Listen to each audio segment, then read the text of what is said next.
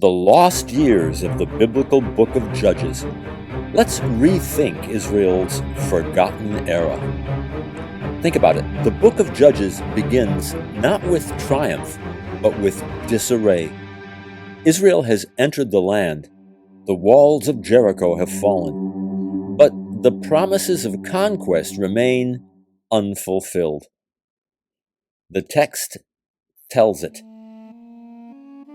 After that whole generation had been gathered to their ancestors, another generation grew up, who neither knew the Lord nor what he had done for Israel.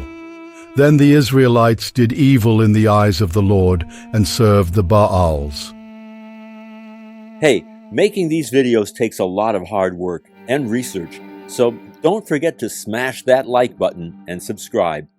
And be sure to head over to my website, JewsGodHistory.com, where you can access specially crafted podcasts that take you on a deep dive into Jewish history, thought, and culture. Check it out. This is the opening of one of the most haunting eras in the Bible, the time of the Judges.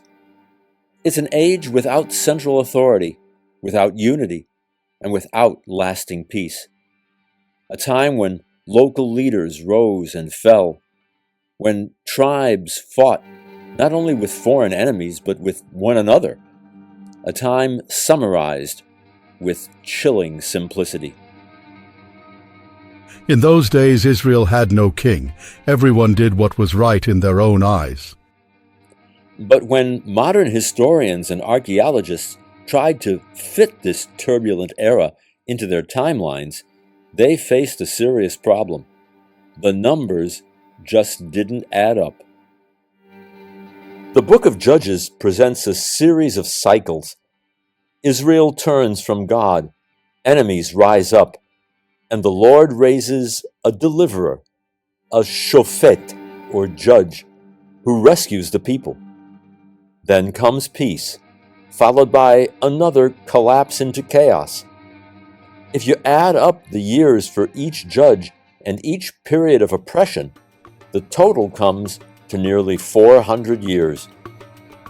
Add in the wilderness wandering, the conquest under Joshua, and the reigns of Saul and David, and the whole span before Solomon's temple is consistent with another biblical text. In the 480th year after the Israelites came out of Egypt, in the 4th year of Solomon's reign over Israel, he began to build the temple of the Lord. Taken at face value, the Bible suggests a long era, centuries between the conquest and the monarchy. But mainstream scholarship, which places the Exodus in the 13th century BCE, insists that the Judges period could have lasted only about 150 years. The math doesn't fit. If the conquest happened late, there simply isn't enough time before Saul and David to allow for 400 years of judges. So, are the biblical numbers wrong? Or are we using the wrong timeline? One school of thought proposes a bold solution. The Exodus and conquest must have taken place earlier than usually assumed, around the 15th century BCE. Not the 13th. If this is correct, the long period described in Judges is no longer a problem. There's room for centuries of local leaders, scattered conflicts, and tribal struggles. And suddenly, the archaeological evidence begins to align. For example, the city of Hatzor, the great northern fortress described in the book of Joshua, shows a dramatic destruction layer in the mid-15th century BCE. If the conquest happened then, the biblical narrative makes sense. If it happened 2 centuries later, the evidence doesn't match. But what about those numbers in Judges? Nearly 400 years seems too much if every judge ruled one after another. Here's the key insight. The judges were not national rulers like kings. They were regional leaders, often active at the same time in different parts of Israel. Then the Lord raised up judges, who saved them out of the hands of these raiders, yet they would not listen to their judges, but prostituted themselves to other gods. Deborah and Barak in the north, Gideon or Gideon in the center, Jephthah or Yiftach east of the Jordan, Samson or Shimshon against the Philistines in the west. These leaders were contemporaries, not sequential monarchs. That means the numbers in Judges aren't meant to form a single continuous timeline. The result is an era that's both long and fragmented, a mosaic of deliverance and decline. When archaeologists examine the late Bronze Age, the period between 1500 and 1200 BCE, they see something unusual. Many of the great Canaanite cities had grown weak. Rural areas were sparsely populated. The land was dotted with small, fragile communities. Does this sound familiar? In those days Israel had no king. Everyone did what was right in their own eyes. The archaeological picture matches the biblical description of a disorganized tribal confederation, constantly vulnerable to invasion. Only later, in the Iron Age, does the picture change. Suddenly, new settlements spring up across the hill country. Dozens, then hundreds of small villages appear, many with the distinctive four-room houses associated with early Israelite culture. Mainstream scholars often interpret this as a peasant revolt or as the arrival of new ethnic groups. But through another lens, this looks like exactly what the Bible describes: the scattered tribes of Israel slowly coalescing into a more stable society, preparing for the eventual rise of the monarchy. But not everyone solves the problem the same way. Another school of thought proposes something even more radical, not moving the Exodus earlier, but shifting the entire chronology of ancient Egypt downward. If Egypt's timeline is redated, then the conquest and judges line up with destruction layers currently dated to centuries later. Instead of an early Exodus, this model redraws the Egyptian framework itself. Bear in mind, the period of the Judges wasn't an empire. It was a patchwork of tribes, loosely bound by faith, often divided by self-interest. Archaeology reveals exactly such a world. After the great Middle Bronze Age cities collapsed, Canaan became a land of small, vulnerable towns and scattered hilltop settlements. No central government, no strong leaders, only local chieftains. This was the perfect stage for the rise of figures like Gideon, Deborah, leaders who emerged in moments of crisis, then faded into obscurity when peace returned. In this revised timeline, the Judges coincide with one of history's greatest upheavals, the arrival of the so-called Sea Peoples. Egyptian inscriptions describe a flood of invaders sweeping across the eastern Mediterranean, burning cities, toppling kingdoms, destabilizing the region. Among them, the Philistines, who settled along Canaan's coast.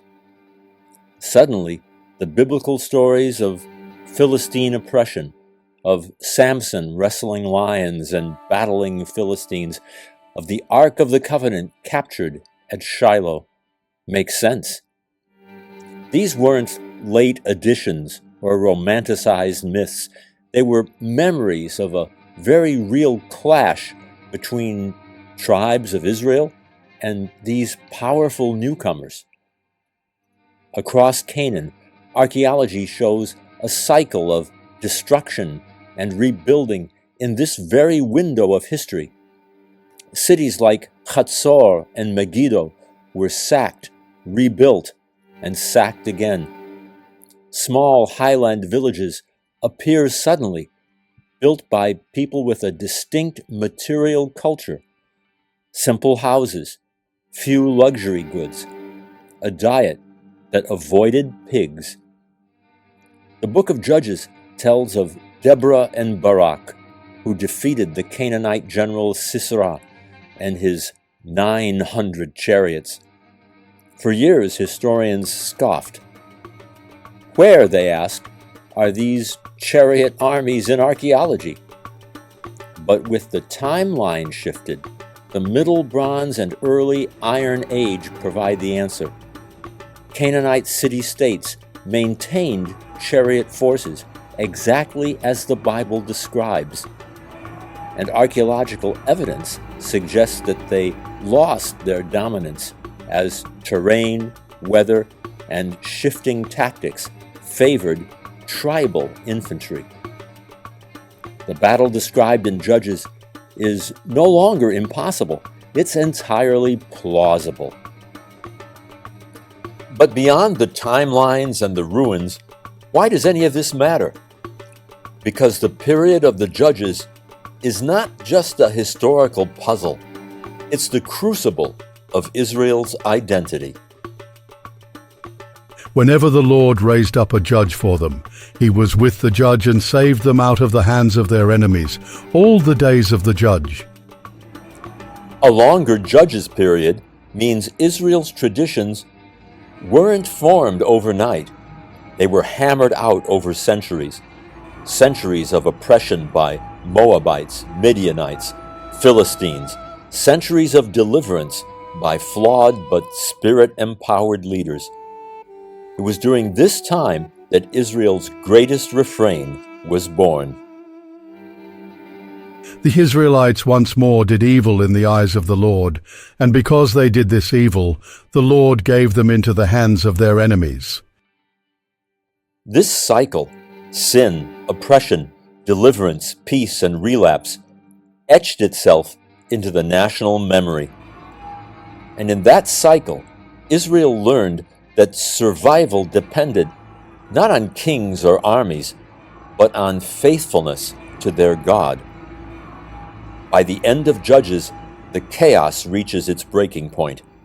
Civil war erupts, tribes fight one another, and the refrain grows louder. In those days Israel had no king. Everyone did what was right in their own eyes. It's no coincidence that the very next biblical books, Samuel and Kings, introduce the monarchy. After centuries of fragmented leadership, the people cry out for a king. The Judges period, then, was not a brief hiccup in Israel's history. It was the long and turbulent bridge between conquest and kingdom, a time when Israel's identity was tested, broken, reforged, and prepared for the rise of Saul, David, and Solomon. Whether you see the Judges through the lens of an earlier Exodus or through a revised Egyptian chronology, one thing stands out clearly. This was not a short interlude.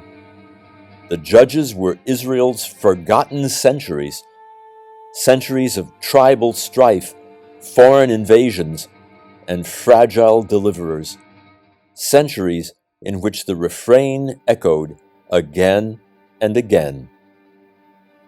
In those days Israel had no king. Everyone did what was right in their own eyes. It was a time of chaos, a time of testing, a time when the survival of Israel itself hung in the balance. And it was in those long, dark centuries that the foundations of a kingdom and a covenant people were forged.